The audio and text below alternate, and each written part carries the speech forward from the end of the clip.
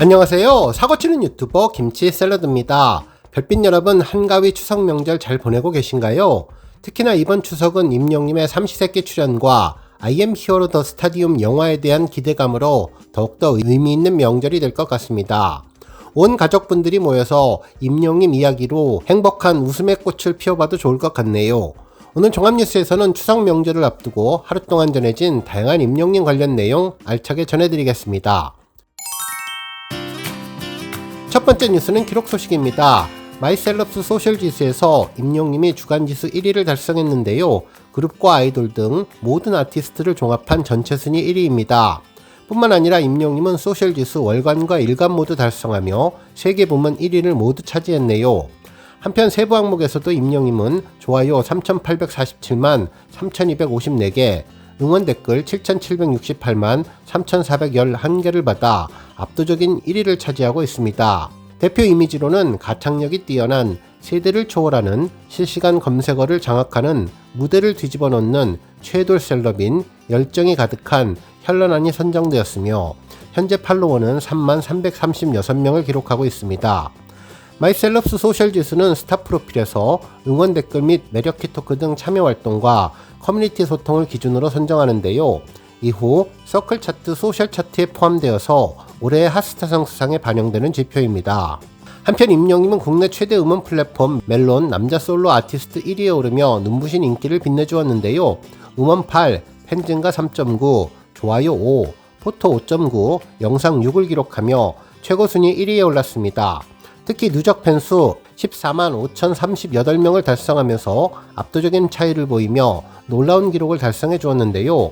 멜론 아티스트 차트는 24시간 동안 증감되는 부문별 항목을 10점 한점 표준 점수로 환산해서 집계하는 차트로 아티스트의 인기를 확인할 수 있는 지표입니다.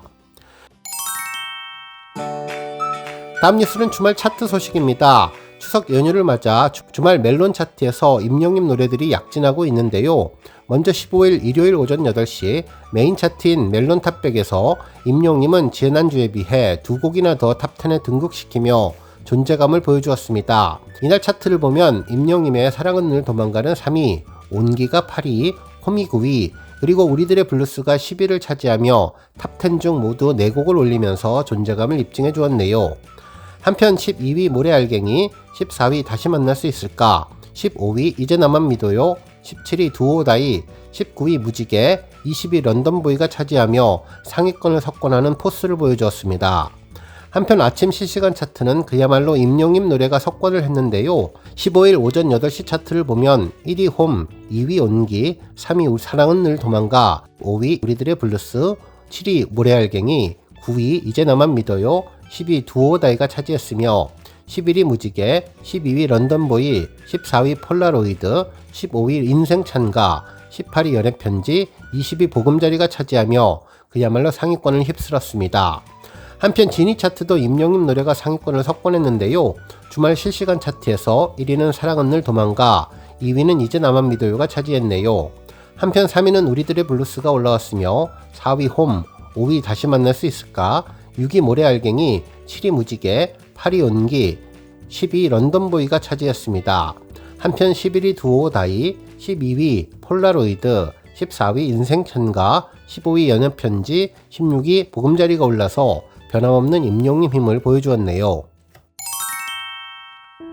다음 뉴스는 잔디 소식입니다. 월드컵 경기장 잔디 상태 논란에 따라서 서울시는 콘서트 그라운드석 판매 금지라는 초강수를 두었는데요. 최근 손흥민 선수의 발언 등으로 서울 월드컵 경기장의 잔디 상태가 논란이 되자 서울시가 잔디 보호를 위해서 콘서트 대관 시에 그라운드석 판매를 금지하기로 했습니다. 그러면서 서울시는 내년부터 콘서트 등 문화행사는 그라운드석 판매 제외 조건으로 대관을 허용하겠다고 14일 밝혔네요. 실제로 이달 5일 서울 월드컵 경기장에서 열린 국제축구연맹 피파 2026 북중미 월드컵 예선전 이후 경기장 잔디 상태가 열악하다는 지적이 나왔는데 당시 팔레스타인과 경기는 0대0 무승부로 끝났으며 양측 모두 잔디 상태에 불만을 토로했습니다. 국가대표 주장인 손흥민 선수는 잔디 상태가 나빠서 공을 다룰 때 어려움이 있다고 했고 팔레스타인 감독님도 경기장 잔디 상태가 100%가 아니었다고 전했죠.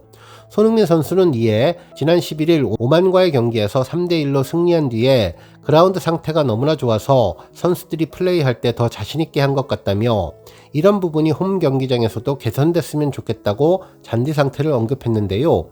이러한 내용이 일파만파로 전해지며 최근 아이유님의 콘서트 대관을 취소해달라는 민원도 올라왔는데 결국 서울시는 콘서트 등 문화행사 대관을 금지하는 방안도 검토했으나 콘서트 관람에 대한 수요가 있고 현재 서울에 2만 명 이상 관람객을 수용할 대형 공연장이 없어서 그라운드석 판매를 제외한 부분 대관만 허용하기로 했다고 밝혔습니다.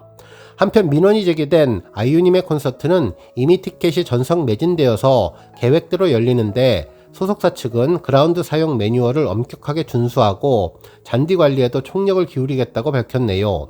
결국 이러한 그라운드석을 비우는 아이디어는 임영임의 I am hero the stadium에서 비롯된 것인데요. 정말 임영임이 대한민국 콘서트의 패러다임을 바꿔주고 있습니다. 다음 뉴스는 자원봉사 세계 기록유산 관련 소식입니다. 한 언론사는 자원봉사 100년의 역사, 10년의 기록 특별전에 대한 소식을 전했는데요. 이와 함께 선한 영향력의 품격을 보여주는 임영임과 영시대의 자원봉사를 함께 언급해 주었죠.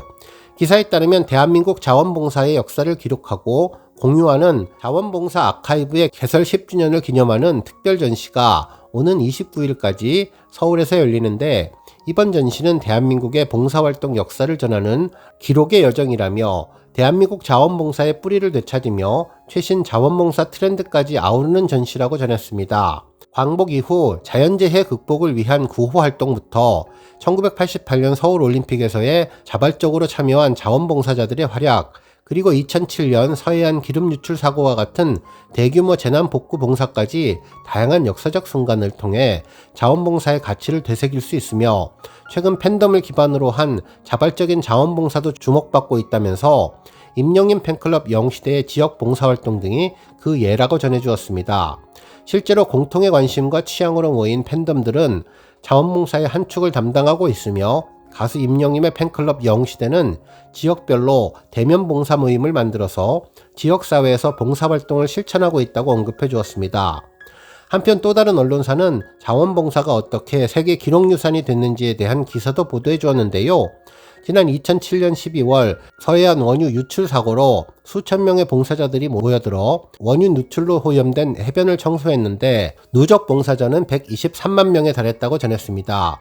이 내용에 대해서 지난 2022년 유네스코 아시아태평양지역위원회는 당시 피해 복구 기록물을 세계기록유산으로 등재했다면서 성숙한 시민의식을 잘 나타내는 자료라고 평가해 주었네요.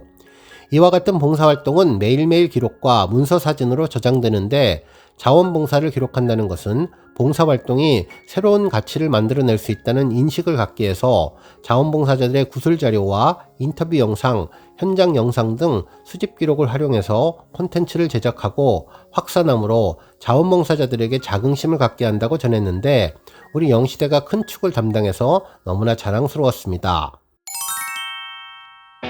다음 뉴스는 삼시세끼 관련 나무위키 소식입니다.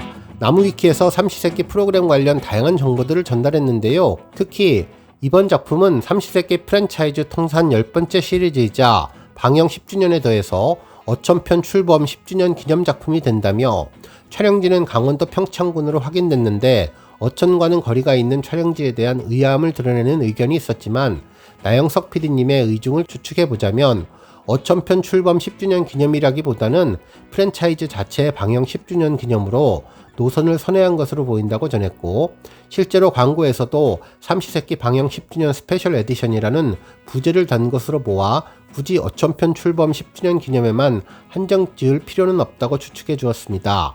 그러면서 오히려 나피디님은 라이브를 통해서 다음 시즌을 공언한 만큼 어촌편 방영 10주년 기념 시즌을 다시 한번 기대할 수 있을 것 같다고 전해주었네요. 다음 뉴스는 칼럼 소식입니다. 한 언론사는 뉴진스, 임영웅이 동시에 인기를 넘는 문화시장이라는 제목의 기사를 전했는데요. 대한민국 최고의 가수들의 특별한 인기 비결을 미술작품을 비교하면서 언급해 주었습니다.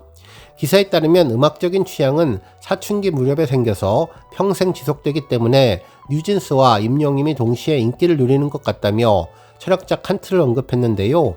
아름다움에 대한 판단은 모든 이들에게 공통적인 감각이라고 이야기했다면서 음악에서 화음과 불협화음이 구분되고 도형의 비율에는 황금 비율이 있다며 색에는 보색과 명도, 채도가 있어서 이를 통해 다양한 색채 조화의 이론이 나온다고 전했습니다.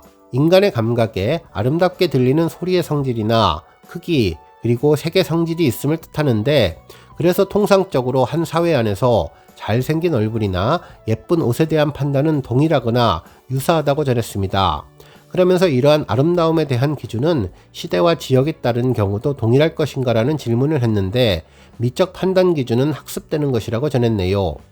예를 들어 과거에는 쌍꺼풀이 없는 눈이 미인의 기준인 적도 있었고, 현대에는 쌍꺼풀이 있는 커다란 눈이 선호되는 것처럼 서구 문화가 도입되면서 우리의 미에 대한 기준이 서양의 기준을 따르는 경향을 보인다며, 이 차이는 서구와 조선 미인의 기준이 달랐음을 의미하기도 하는데, 결국 미적 판단의 기준은 지역에 따라 다르고 시대에 따라서도 변할 수 있다는 것을 알 수 있다면서, 특히 유행은 미적 판단 기준의 변화를 알려준다고 전했습니다.